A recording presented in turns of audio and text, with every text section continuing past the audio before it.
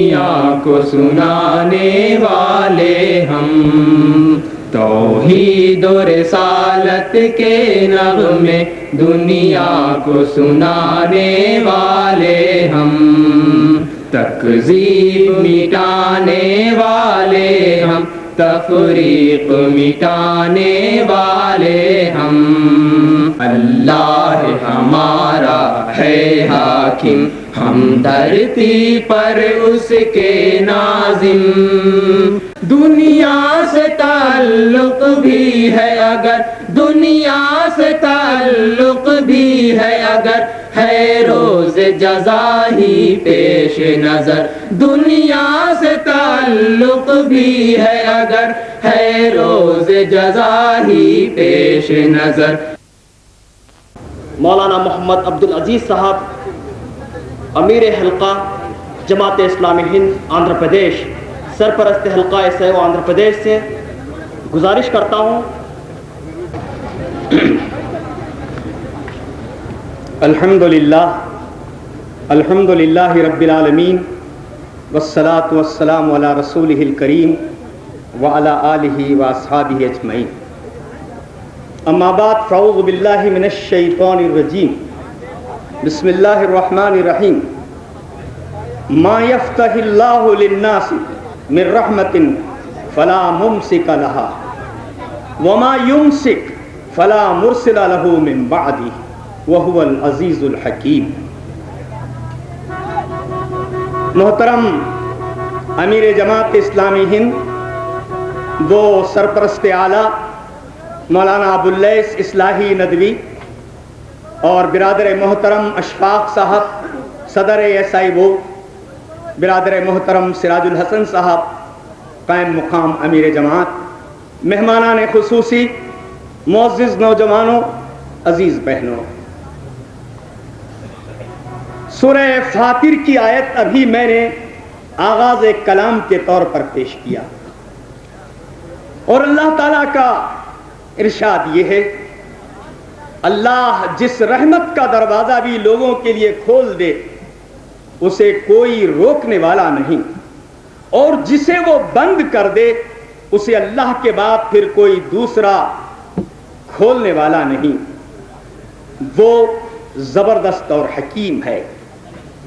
عزیز نوجوانوں، یہ محض اللہ کے فضل اور اس کے کرم کا نتیجہ ہے کہ اس نے ابھی بنگلور سٹی میں کوئی 15 دن پہلے ایک خونین ڈرامے سے یہاں کے باشندوں کو نجات دی، اور پھر طرح طرح کے وسوسے دلوں میں گزر رہے تھے کہ ہمارے نوجوانوں کا خواب کہ وہ پہلی کانفرنس کو اس عظیم شہر میں منعقد کریں، اور یہ کہ ان کی مسلسل اور پہم تیاریاں سارے ہندوستان کے اندر شہرا پا چکی تھیں، یہ وسوسے طرح طرح سے دل میں گزر رہے تھے۔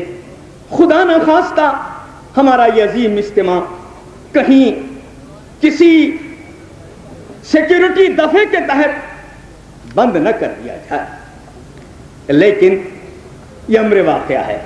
رب العزت جس رحمت کے دروازے کو کھولتا ہے، اپنے بندوں پر جب مہربان ہوتا ہے اور اپنے ہی پیغام کو اپنے مخلص بندوں کے ذریعے سے اپنے بندوں تک پہنچانا چاہتا ہے، وہ در رحمت کو کھول دیتا ہے۔ لیکن یہ بھی ایک امر واقعہ ہے، رحمت کے دروازے تو کھل جائیں، رحمت تو عام ہو جائے، لیکن رحمت سب کو نہیں ملتی، رحمت کے لیے بھی توفیقی کی ضرورت ہے۔ چنانچہ قرآن آپ کے سامنے اس حقیقت کو پیش کرتا ہے، وَهُدُوا إِلَى الطَّيِّبِ مِنَ الْقَوْلِ وَهُدُوا إِلَى صِرَاطِ الْحَمِيدِ، انہیں نیک بات قبول کرنے کی توفیق بخشی گئی اور خدائے ستودہ صفات کا راستہ دکھا دیا گیا۔ یہ آپ ہیں، آپ نوجوان ہیں کہ اللہ نے تحریک اسلامی کے ایک عظیم تر بازو کی حیثیت سے انہیں پروان چڑھایا، اور دیکھتے کہ دیکھتے اس مختصر سے پیریڈ میں آپ اس قابل ہو سکے کہ اپنے نئے عزائم کے ساتھ اللہ کے دین کی محبت میں، اللہ کے دین کی خاطر جمع ہونے کی آپ نے کوشش کی۔ آپ نے 25 سے لے کر 30,000 کی گیدرنگ پورے ہندوستان کے کریم کی حیثیت سے اس مقام پر جمع کر لیا. یہ کامیابی محض اللہ کی. خوش نصیب ہے وہ گروہ جس کی قیادت خدا و رسول کرے. اور جیسا کہ کسی نے کہا وہ شمع کیا بجھے گی جسے روشن خدا کرے.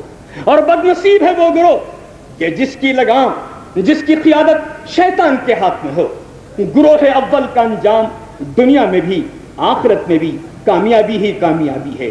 گروہ دوم کا انجام اس دنیا میں اضطراب، بے چینی، تباہی، آخرت نارے جہنم، اس کے سوا کوئی چیز نصیب نہیں ہو سکتی. اس بات کو سورہ بقرہ کی آیت میں بڑی بیوٹیفل انداز کے ساتھ بالکل دونوں کا نظریہ حیات، دونوں کا طرز عمل، دونوں کا نتیجہ صاف طریقے سے آیات کے ذریعے سے پیش کر دیا. اللہ ولی الذین آمنوا یخرجهم من الظلمات الى النور والذین کفروا اولیاؤهم الطاغوت یخرجونهم من النور الى الظلمات اولئک اصحاب النار هم فیہا خالدون.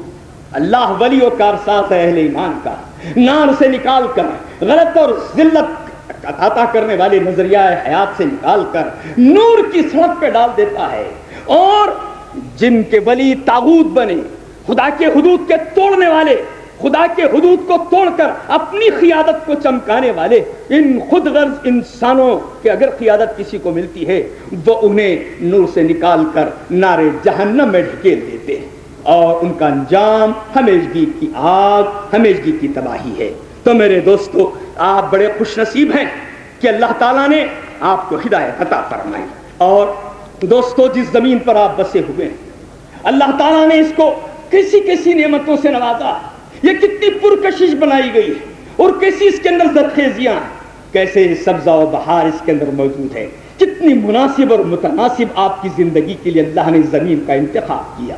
اور پھر اس انتخاب کے بعد خود آپ کا انتخاب جس انداز سے ہوا ہے، آپ کو اس نے ایک خلیفہ کا اسٹیٹس دے کر ایک عظیم آنر آپ کو عطا فرمایا، دیگر مخلوق پر آپ کو فضیلت بخشی، اور دوسری طرف زندگی کو ایک امانت قرار دے کر آپ کو اس کے تصرف کے معاملے میں امین قرار دیا گیا. تیسری طرف قوت تسخیر عطا کر کے آپ کو اس کائنات کے نظام کے اندر دنیا کے حسنات، دنیا کے بھلائیوں کو لینے کا آپ کو موقف عطا فرمایا. اور پھر آپ دیکھتے ہیں کہ ایک دین، کامل دین عطا کر کے زندگی کے تمام شعبوں میں اس نے رہبری عطا فرمائی. یہ احسان عظیم ہے. یہ نعمت آپ کو اس لیے ملتی ہے کہ آپ نے اپنی قسمت کو اس دین کے ساتھ وابستہ کر لیا ہے. یقین جانو، میں نے میرے سامنے جب یہ سبجیکٹ آیا، اسلام برائے امن، اسلام برائے پروگرس، اسلام برائے نجات، تو میں نے کہا نہیں، میں اسلام برائے پروگرس کو چوز کرتا ہوں. میں نے اسلام برائے ترقی کو میں نے منتخب کیا. اور میں آپ کو بتانا چاہتا ہوں اس لیے کہ واقعہ یہ ہے، اسلام قتل، خون، دہشت گردی اور اس قسم کی تباہی کو نہیں چاہتا، بلکہ اس کے ٹھیک بالمقابل حفاظت جان، حفاظت مال، حفاظت نفس، حفاظت عقل، ضمیر کی آزادی اور انسان کے خیال کی آزادی مکمل طور پر عطا فرماتا ہے. جان و مال کی حفاظت کی ذمہ داری کو وہ زبردست وکیل کی حیثیت سے دنیا کے سامنے آتا ہے. وہ بیمار و ناتوان اور لاغر و مریل جسموں کی اس کی دیکھ بھال کرتا ہے. وہ اس کے مقابلے میں قوی الجثہ تنمند انسانوں کو فروغ دیتا ہے. حضور نے فرمایا قوی الجثہ مومن ضعیف مومن کے مقابلے میں اونچا مقام رکھتا ہے. اسی طرح سے جہالت، پسماندگی اور اسی قسم کے عدم مساوات کے مقابلے میں علم و ہنر، مساوات اور تقوی شعار خوشحالی کو وہ پسند کرتا ہے. پھر آپ جانتے ہیں کہ وہ کمزور، یتیموں، بیواؤں، بے کسوں کا وہ حامی، اور ٹھیک اس کے بالمقابل میں آپ دیکھتے ہیں ان کے مقابلے میں ظالم، جابر اور قاتلوں کو وہ ایک منٹ کے لیے برداشت کرنے کے لیے تیار نہیں ہے. وہ بھیک منگوں اور نکموں، نکھٹوں کی فوج کو آبادی میں تیار کرنا نہیں چاہتا. وہ ٹھیک اس کے مقابلے میں ان لوگوں کو جو محنت کر کے، ارخریزی کر کے، اپنے جسم کو لگا کر راہ خدا کے حلال روزیوں کی تلاش میں نکلتے ہیں، مجاہد فی سبیل اللہ کا درجہ عطا فرماتا ہے. وہ ترقی ان معنوں میں لیتا ہے اور پھر حرام لقموں پر پلنے والے جسموں کو لعنت بھیجتا ہے. ٹھیک اس کے مقابلے میں وہ حلال و طیب کے طلبگاروں کو جہاد فی سبیل اللہ کا مقام دیتا ہے. پھر اسی طریقے سے سماج کے اندر مادہ پرستوں، خدا بیزار انسانوں کی ٹولیوں کو اگانا نہیں چاہتا، دیکھنا نہیں چاہتا، بلکہ وفادار بندوں سے زمین کو بھرنا چاہتا ہے۔ یہ وہی مشن ہے جو آپ کے کندھوں پر ڈالا گیا ہے۔ لائلٹیز کو ڈائیورٹ کر دو ہر چیز سے، اور ایک رب کی لائلٹی کو اس زمین کے اوپر قائم کر کے تم چھوڑ۔ پھر سوسائٹی کے افراد، عورت ہو کہ مرد، بے لگام عیاشی اور بدکاری میں ان کو دیکھنا پسند نہیں کرتا۔ جائز دائروں کے اندر، فطری حدود کے اندر راحت اور عیش کا وہ سامان فراہم کرتا ہے۔ اور اسی طریقے سے میں آپ کو یہ بات بتانا چاہتا ہوں، دور جدید میں آپ دیکھتے ہیں سائنس کے علوم، ٹیکنالوجی، معیشت کے اصول، معاشرت، عمرانی اور سیاسی اصولوں کے کو لے کر خالق اکبر اور مخلوق کے درمیان ان اصولوں کے ذریعے سے اس کو طاقت بہم پہنچانے کی کوشش کرتا ہے انسانوں کو، اور ربط پیدا کرتا ہے اس سائنس کا اللہ تبارک و تعالیٰ کے ساتھ۔ پھر آپ کو یہ بات بھی میں چلتے چلتے بتا دوں کہ سائنس کے اندر کیا ہے، کیوں ہے، اس کے آگے ایک افکس کو لگاتا ہے، اس کے پیچھے ایک سفکس کو لگاتا ہے، ان افکس اینڈ سفکس کو لازم قرار دیتا ہے۔ وہ کہتا ہے کیا ہے، وہ کیوں ہے سے پہلے آیا کدھر سے آئے، آیا کدھر سے آئے، آیا وہ جائے گا کدھر کو ہے، اس کو لازم قرار دیتا ہے۔ سائنس کے اندر ادھورے اس فن کو، نفس کو دور کر دے کے اس کو منظم کر دیتا ہے۔ یہ اسلام ہے جو بتاتا ہے سارے علوم و فنون کا منبع و مرکز اللہ کی واحد اور آخری و مکمل کتاب قرآن مجید ہے، اور اس کا تعلق اللہ تبارک و تعالیٰ کے ساتھ۔ پھر آپ دیکھتے ہیں کہ وہ اس کے استعمال کے تعلق سے آپ کو جب امین بناتا ہے تو بتاتا ہے تمہیں لوٹنا ہے، تمہیں ہماری طرف آنا ہے۔ ثم الینا مرجعکم فننبئکم بما کنتم تعملون، لوگوں تمہیں پھر ہماری طرف پلٹنا ہے، تم مر کر مٹی نہیں ہو جاؤ، تم لوہا بن جاؤ، فولاد بن جاؤ، پتھر بن جاؤ، ہم تمہیں دوبارہ پیدا کرنے پر قدرت رکھتے ہیں۔ ایسے اول بار جیسے ہم نے تمہیں پیدا کیا دوبارہ پیدا کرنے پر قدرت پہ۔ ثم الینا مرجعکم فننبئکم بما کنتم تعملون، تمہیں ہماری طرف لوٹنا ہے۔ کتنی بڑی بات ہے، خالق کون و مکان کی طرف سے وارننگ کہ تمہاری اپنی زندگی کی امانتوں کی تحویل پر خیال کرو، تمہارے اپنی زمین کے خلیفہ ہونے کے پوزیشن اور آنر کو پہچانو، اور تمہیں ہماری طرف لوٹنا ہے، ہم تمہیں جتلا دیں گے کہ تم نے اس دنیا کے اندر کیا کیا۔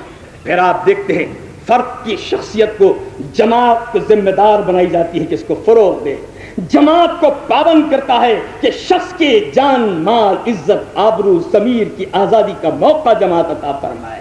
یہ ترقی ایک مقصد کے ساتھ ہے۔ پھر آپ کو معلوم ہے ٹائم فیکٹر جسے کہتے ہیں، بڑی قیمتی قسم کی چیز اسلام نے مقرر کی ہے۔ حدیث میں آتا ہے سرور کونین محمد مصطفیٰ صلی اللہ علیہ وسلم ارشاد فرماتے ہیں اگر قیامت قائم ہو جائے اور کسی کو ایک ہری ڈالی اس کے ہاتھ میں موجود ہو، اس کو گاڑنے کا موقع مل جائے تو وہ اسے گاڑ دے، اللہ اس کا بھی اجر عطا فرمائے۔ میرے دوستو سوچو ٹائم فیکٹر کتنی بڑی عظمت کا حامل ہے۔ میں شکاگو میں سیئرس ٹاور کی سیر کر رہا تھا اور میں نے 113 منزلوں کو 1 سیکنڈ کم 1 منٹ میں طے کیا۔ حیران تھا میں، باہر لوٹا تو میں نے ایک بورڈ کے اوپر چھوٹا سا کارڈ دیکھا، do you know the value of a second, تم 1 سیکنڈ کی قدر و قیمت سے کیا واقف ہو؟ اہل دنیا اس کو لیتے ہیں، غلط مقصد کے لیے استعمال کرتے ہیں، اہل اسلام اس کو چھوڑ بیٹھے ہیں اور تمتع صحیح تمتع سے، حسنات دنیا سے بے بہرا ہو کے رہ گئے ہیں۔ جبکہ حضور فرماتے یہ ہے کہ شاخ تر اگر کسی کے ہاتھ میں قائم ہو، قیامت اگر قائم ہو جائے، یہ موقع ملے تو اس کو گاڑ دو، اللہ اس کا بھی تمہیں اجر دے گا۔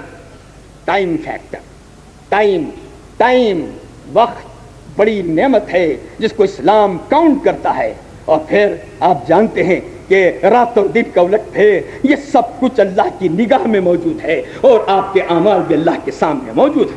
پھر میں آپ کو یہ بات بتانا چاہتا ہوں کہ قرآن اسی وجہ سے ہر مومن کو کہتا سابقوا الی الخیرات، دوڑو بھائی دوڑو، اللہ کی بھلائی کی طرف دوڑو، سابقوا الی مغفرۃ من ربکم وجنۃ عرضھا السماوات والارض اعدت للمتقین، دوڑو، لپکو، تیزی دکھاؤ اللہ کی مغفرت کی طرف، اللہ کی جنت کی طرف جو آسمان اور زمینوں کی طریقے سے وسیع اور کشادہ کر دی گئی ہیں۔ سوچئے ٹائم فیکٹر کی عظمت اسلام کس طریقے سے آپ کے سامنے رکھتا ہے۔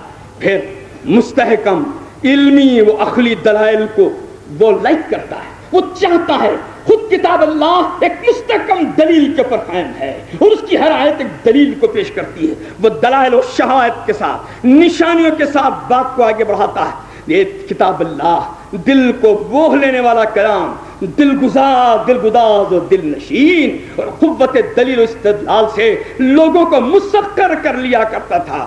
حقائق کو صرف پیش کرتا ہی نہیں، حقائق کو اسلام منواتا بھی ہے۔ اور اتنا ہی نہیں پہلے بلکہ اہل علم کو، اہل فکر کو، ان کے علم کو، ان کے دماغوں کو، ان کے کانوں کے دریچوں کو کھول دیتا ہے اسلام، اور پھر بار بار عقل و حکمت اور ہوش مندی و بصیرت سے کام لینے کی تاکید کرتا۔ افلا تعقلون افلا یتدبرون القرآن۔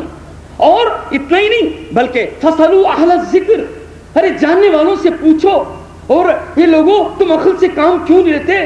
تدبر کرو تم اللہ کے کلام میں۔ اولی الالباب، اولی الابصار، اے صاحب عقل، اے صاحب بصیرت لوگوں۔ پھر کہتا هل يستوي الذين يعلمون والذين لا يعلمون۔ یہ کیسے ممکن ہے کہ علم رکھنے والے اور جاہل دونوں برابر ہوں؟ علم رکھنے والے قیادت کے مقام پر ہوں گے، جاہل مقتدی کے مقام پر ہوں گے۔ علم رکھنے والے آگے بڑھیں گے، جاہل دھکیل دیے جائیں گے۔ علم رکھنے والے جس طرح سے چاہے منوائیں گے اپنا لوہا، اور یہ کہ جاہل مڑ جائے گا ان کے سامنے۔ اس لیے اسلام پسند نہیں کرتا کہ اس کی امت کا کوئی فرد جاہل رہے، بلکہ وہ علم دین سے آشنا رہے، وہ مقصد حیات سے اپنی قسمت کو وابستہ کریں۔ جہاں تک کہ اختراعات و ایجاد کا تعلق ہے، کل میرے رفیق برادر سید یوسف نے مختلف اختراعات کا ذکر کیا، میں آج اس کو ٹچ نہیں کروں گا، میں صرف اس میں سے کچھ ان چیزوں کو لے لوں گا جس کو کہ کل انہوں نے ٹچ نہیں کیا، لیکن اختراعات کو گنانا نہیں چاہتا، دو تین باتیں رکھتا اور بتاتا ہوں کہ ان اختراعات کے پشت پر ترقی کا مقصد اور رخ کیا دیا ہے اسلام۔ یہ پوائنٹ دراصل میں ریز کرنا چاہتا ہوں آج کی اس نشست کے اندر۔ وہ کیا ہے؟ آپ جانتے ہیں کہ اسلاف میں ہمارے جو مترجمین تھے، اس قدر وسط نظری کے ساتھ دیگر لوگوں کے کتابوں کا ترجمہ کیا، خود حضور صلی اللہ علیہ وسلم کے خطوط کو قیصر اور کسریٰ کے درباروں تک پہنچانے کے لیے تیزی کے ساتھ زبانوں کو سیکھا۔ یہی وجہ آپ دیکھتے ہیں کہ جماعت اسلامی نے ہندوستان کے کانسٹیٹیوشنلی ریکگنائزڈ 14 لینگویجز کے اندر ورک کرتی ہے۔ وہ سمجھتی ہے کہ حجت اسی وقت قائم ہوگی جب کہ ہم ان زبانوں کے اندر خدا کے پیغام کو خدا کے بندوں تک پہنچا۔ میں یہ کہتا ہوں کہ حضور نے جب اس بات کی تاکید کی تو دیکھا صحابہ کرام میں کتنے لوگ آگے بڑھے، عبرانی زبان کو سیکھا، سریانی زبان کو سیکھا، اور کتنی کتابوں کے ترجمے انہوں نے کر ڈالے۔ اور آپ کو یہ بھی معلوم ہے کہ ابو یحییٰ ابن البطریق، موسیٰ بن خالد، موسیٰ ابن شاکر، اور پھر یہ لوگ علم میں یعنی آگے بڑھ کر کئی لوگوں نے، جیسے کہ گویا آپ رازی نے اور خود سینا نے، طب کے اندر کتنے کمالات۔ آج جرمنی اور فرانس کی یونیورسٹی کے اندر، پیرس کی یونیورسٹی کے اندر آپ دیکھتے ہیں کہ ان کے ڈگریاں وہاں سے دی جاتی ہیں، ان کے طب کو شریک کیا گیا۔ میں آپ سے بات عرض کرنا چاہتا ہوں کہ دوستو، ترقی کے سب سے اعلیٰ درجے پر کمال حاصل کرنے والے ہمارے علماء، ہمارے حکماء، ہمارے فضلاء، ہمارے ادباء، ہمارے شعراء، ہمارے فن طب کے ماہرین، ریاضی و ہندسہ، جیومیٹری و الجبرا، زراعت، تجارت، باغبانی کے فن میں انہوں نے جو کمال حاصل کیا تو دنیا کو نقصان پہنچانے کے لیے نہیں۔ میں کہتا ہوں آپ یہ بھی کہیں گے کہ صاحب اب جو ایجادات ہوتے ہیں کیا نقصان پہنچانے کے لیے؟ میں بتاؤں گا اس فرق کو کہ ترقی کا جو معیار اسلام ان اختراعات، ایجادات، دلائل کے ساتھ وابستہ کرتا ہے، دور جدید اس میں کتنا ناکام ہے، وہ اسلام سے وابستہ ہونے والے لوگوں کے لیے کتنا بڑا فائدے کا سامان موجود ہے۔ آپ کو معلوم ہے کہ المتوکل کا دور غالباً 847 سے لے کر 861 کا پیریڈ تھا، تقریباً 14 سالہ المتوکل باللہ کا دور حکومت تھا۔ تو یہ ایک پرائیویٹ، یہ ایک پریکٹیشنر اس زمانے کا بہت مشہور و معروف تھا، ہمایوں ابن اسحاق، اور یہ چرچا المتوکل کو پتہ چلا تو المتوکل نے اپنے دربار میں اس کو بلایا اور اپنا پرائیویٹ فزیشین اس کو مقرر کیا۔ دیکھیے کرکس آف دی پرابلم میں ترقی کا راز اس مقام کے اوپر آپ کو معلوم ہوتا ہے، اسلام کتنا تعمیری قسم کا رخ ترقی کو دیتا ہے، اس مقام کے اوپر آپ کو پتہ چلے گا۔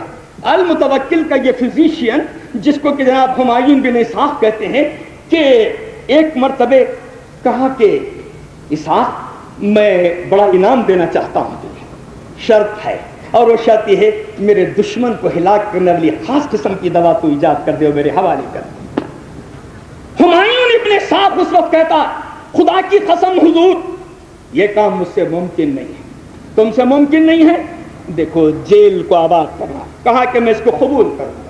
چنانچہ 1 سال تک جیل کے اندر اس کو قید کر دیا گیا۔ 1 سال کے بعد پھر المتوکل نے اس کو طلب کیا اور کہا ہمایوں ابن صاحب کیا اب بھی تیرے بات سمجھ میں نہیں آئی؟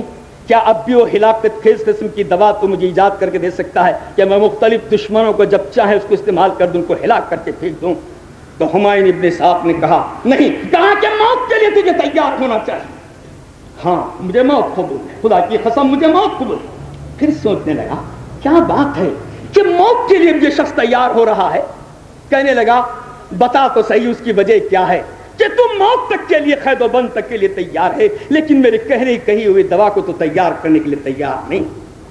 تو اس وقت جواب میں وہ کہتا ہے 2 اسباب ہیں، ہٹی نے اس کو اس انداز کے ساتھ نقل کیا ہے 2 reasons my religion decrees that we should do good even to our enemies, how much more to our friends, and my profession is instituted for the benefit of humanity and limited to their relief and cure. Besides, every physician is under oath never to give anyone a deadly medicine. 2 اسباب کے تحت میں رکتا ہوں، ایک ہے کہ میرا دین اور میرا مذہب کسی قسم کی ہلاکت خیزی کو پسند نہیں کرتا، ایسی دوا کو پسند نہیں کرتا۔ دوسری کہ میرا پروفیشن حلفیہ اس بات کا مجھے پابند کر دیتا ہے کہ میں ایسی خطرناک قسم کی دوا کبھی ایجاد نہ کروں۔ آئیے آج پوائزنس گیسز ہیں، آج بیکٹیرین وارفیئر ہے، آج نیوکلیائی جنگ کا سامان موجود ہے، اور آج نیپم بام فلسطینی مجاہدین پر، افغانی مجاہدین پر ظالموں نے ڈال کر، اسرائیل اور رشیا نے ان کے اعضائے بدن کو سڑا دیا، گلا دیا، زندگی تمام کے لیے ان کو ناکام بنا دینے کی اس نے کوشش کی۔ بتاؤ ایک ہمایوں ابن صاحب، 56 ہمایوں ابن صاحب ایسے گزر چکے ہیں جنہوں نے خدا کی قسم، خدا کے خاطر، خدا کے دین کی خاطر کبھی بھی کسی قسم کے خطرناک قسم کی چیزوں سے بلکہ ایک مقام پہ تو ہٹی لکھتا ہے کہ اس نے صاف طریقے سے انکار کر دیا، کہا میں کسی بھی ہلاکت خیز قسم کی چیزوں کی اسٹڈی ہی نہیں کرنا چاہتا۔ آئیے پھر ان طبی ترقیات کے اندر آنکھوں کی بیماریوں کے سلسلے میں ہم لوگ بہت کم واقف ہیں، کافی فرق ہو چکا ہے سابق کے اندر۔ چنانچہ العشر مقالات فی العین، the 10 treatises on the eye، یہ لکھی گئی، بڑے مشہور ہے مقالے، اور کیوریٹو سائنس کی ترقی میں طبی پوزیشن ہی نہیں، اخلاقی موقف بھی حکیموں کو حاصل تھا۔ آپ دیکھیے پرانے حکیموں کو نمازی، پرہیزگار، خدا ترس، حکمت میں کامل، اکمل، محنتی قسم کے لوگ تھے۔ آج کی طرح سے حکیم کا نام سننے کے بعد نماز کا لازم ہونا ضروری نظر آتا ہے، لیکن پچھلے حکماں خدا ترس، خدا پسند تھے۔ چنانچہ ایک مقام پہ کہا physician was at the same time the metaphysician, philosopher and sage۔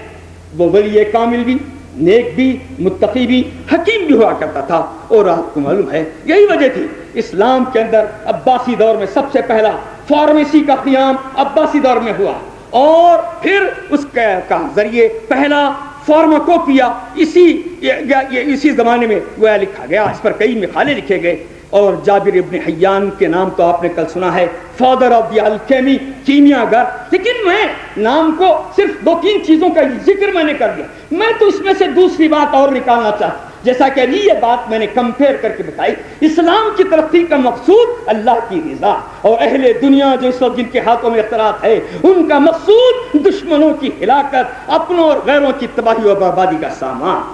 پھر آپ کو معلوم ہے المامون اور المعتصم کے دور میں یہ فزیشینوں کا باقاعدہ سرٹیفکیٹ جاری، الاجازہ کے نام سے سرٹیفکیٹ تقسیم ہوتا تھا اس زمانے کے اندر، اور کوئی یعنی 800 بڑے بڑے ماسٹر ڈگری ہولڈرز بغداد کے اندر موجود تھے۔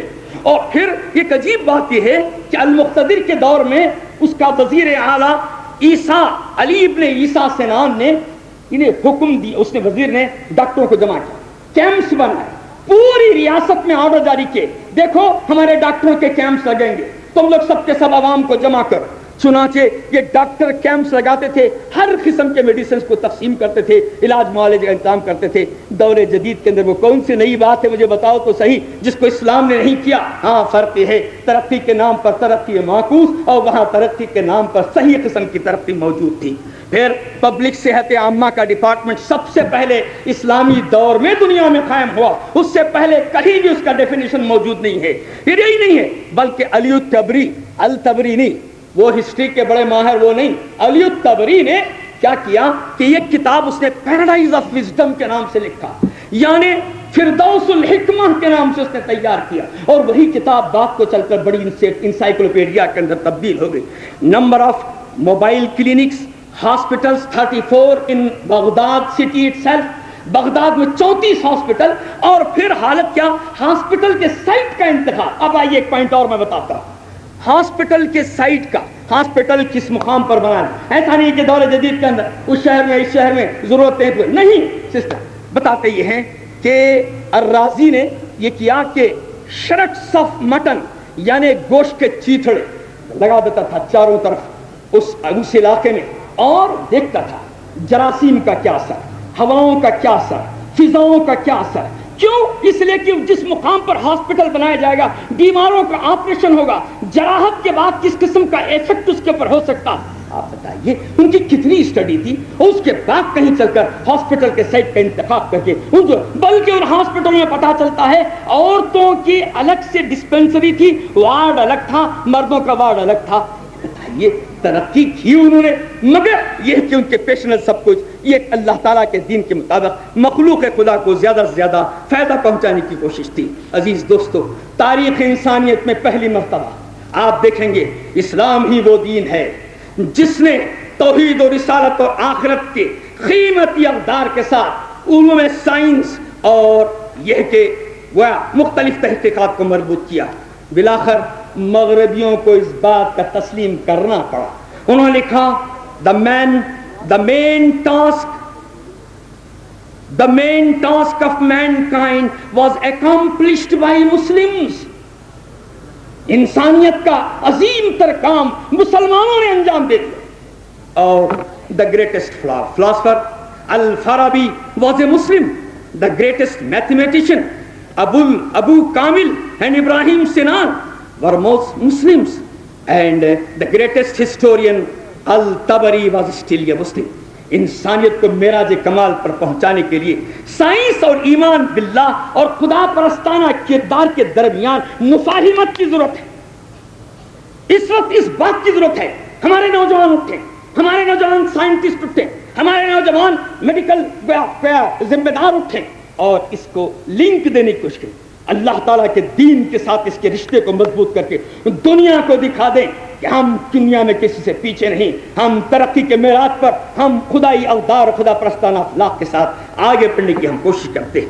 یہ وہ خصوصیت ہے جس کو کہ اسلام نے پیش کیا۔ اور پھر دنیاوی حیات کے لحاظ سے، ترقی درجات کے لحاظ سے مشہور و معروف دعا ہر مسلمان نمازوں میں کرتا ہے، ربنا آتنا فی الدنیا حسنہ وفی الآخرۃ حسنۃ وقنا عذاب النار۔ الہی اے رب ہمیں بھلائیاں عطا فرما، دنیا کی بھی اور آخرت کی بھی، نار جہنم سے ہمیں محفوظ و معمول رکھ۔ الٹیمیٹ گول دوزخ کی عذاب سے بچنے کی فکر ہے، اور اس مقصد کو حاصل کرنے کے لیے دنیا کی بھلائی بھی نصیب اور آخرت کی بھلائی بھی نصیب۔ پھر اللہ تعالیٰ کے گویا قرآن حکیم میں یہ ارشاد ہے وابتغی فیما آتاک اللہ الدار الآخرۃ ولا تنس نصیبك من الدنیا واحسن كما احسن الله الیک ولا تبغ الفساد فی الارض ان اللہ لا يحب المفسدین۔ جو مال اللہ نے تجھے دیا ہے اس سے آخرت کا گھر بنانے کی فکر کر، دنیا میں سے بھی اپنا حصہ فراموش نہ کر، احسان کر جس طرح اللہ نے تیرے ساتھ احسان کیا، اس زمین میں فساد برپا کرنے کی کوشش نہ کر، اللہ مفسدوں کو پسند نہیں کرتا۔ پھر یہاں بھی وہی کیفیت ہے کہ تمہاری ترقیات، تمہارے حسنات کا حصول، اس کے ساتھ تباہی و ہلاکت و بربادی کا کوئی لنک نہیں ہو سکتا ہے۔ پھر زیبائش، لباس کے تعلق سے عام طور پہ تصور پیدا ہو گیا، پرانے لوگوں میں تو نہیں تھا، یہ جدید دور کے لوگ مسلمانوں کا پھٹے ہوئے خوب کپڑے، کافی اچھی خاصی مٹی بالوں کے اندر اٹا دے دی جائے اور مہینوں نہ نہایا جائے۔ ولی اللہ ہے، بہت بڑے ولی اللہ، حالانکہ اسلام اس کو پڑھا۔ نبی صلی اللہ علیہ وسلم पैवन लगे हुए कपड़ों को पसंद करते थे, मगर फटे कपड़े डाल लेना जिस्म पे पसंद नहीं करते थे कि इंसान की जीनत को जो अल्लाह ने बनाया है उसको इस तरीके से दुनिया के सामने पेश न किया जाए। इसीलिए कुरान में कुल मन हर्रम ज़ीनत अल्लाह अल्लती अखरज लिइबादिही वत्तय्यिबाति मिनर रिज़्क़ कुल हिया लिल्लज़ीना आमनू फिल हयाति दुनिया क़ालिसतन यौमल क़ियामा। ऐ नबी सल्लल्लाहु अलैहि वसल्लम, उनसे कहो किसने अल्लाह की उस जीनत को हराम कर दिया जिसे अल्लाह ने अपने बंदों के लिए निकाला था, किसने खुदा की बख्शी हुई पाक चीजें ममनू कर दी।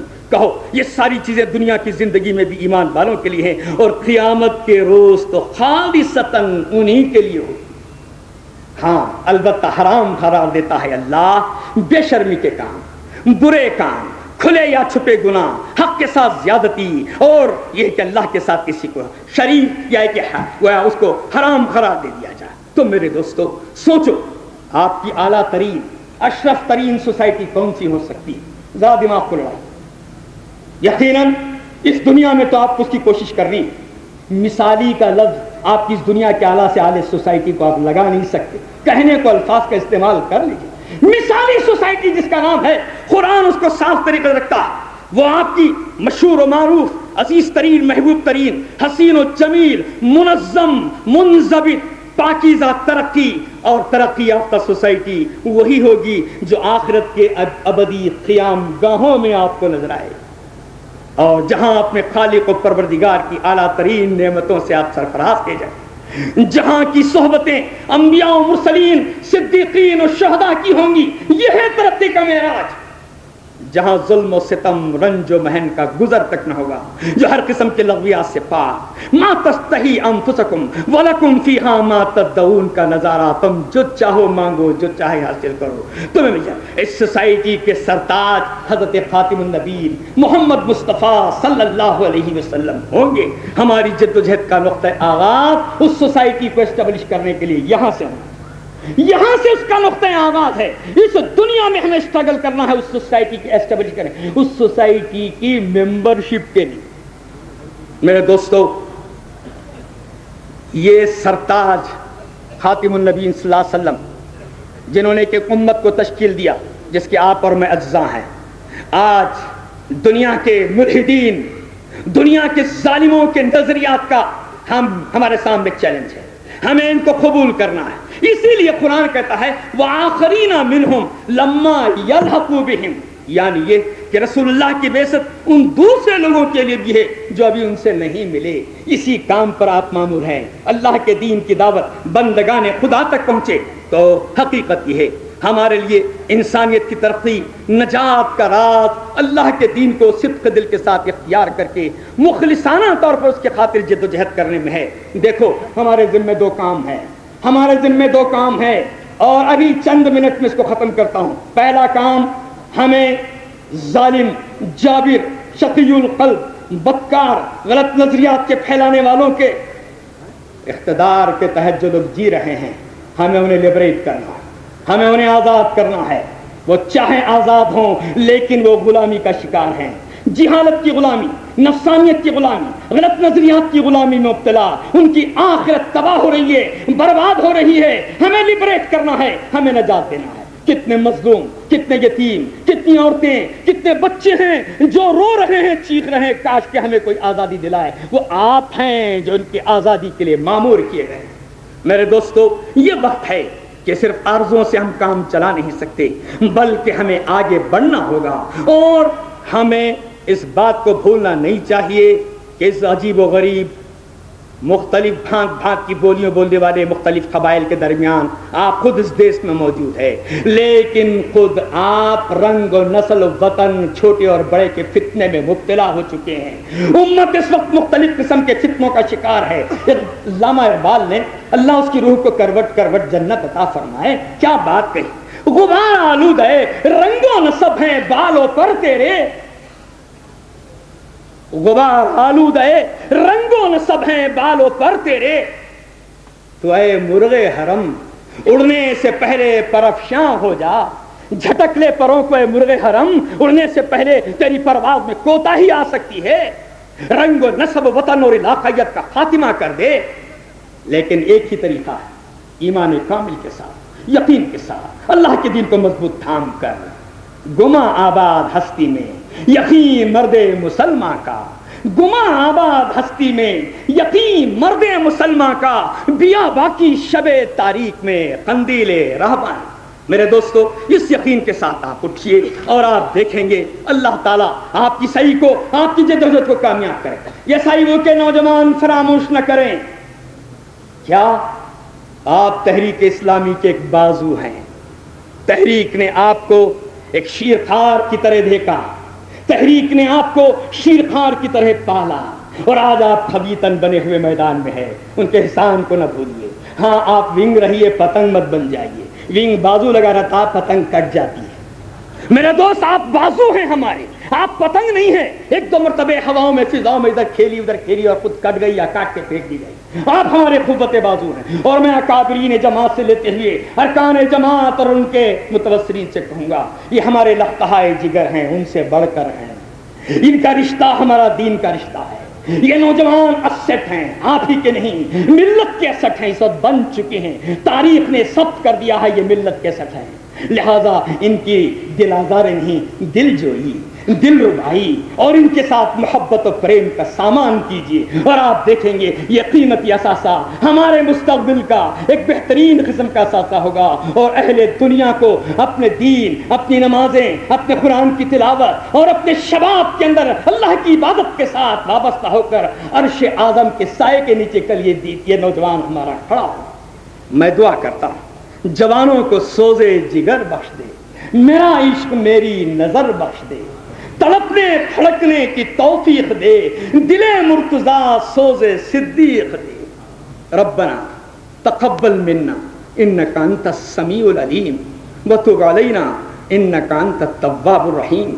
سبحان ربک رب العزت عما یصفون وسلام علی المرسلین والحمد للہ رب العالمین۔ السلام علیکم ورحمۃ اللہ۔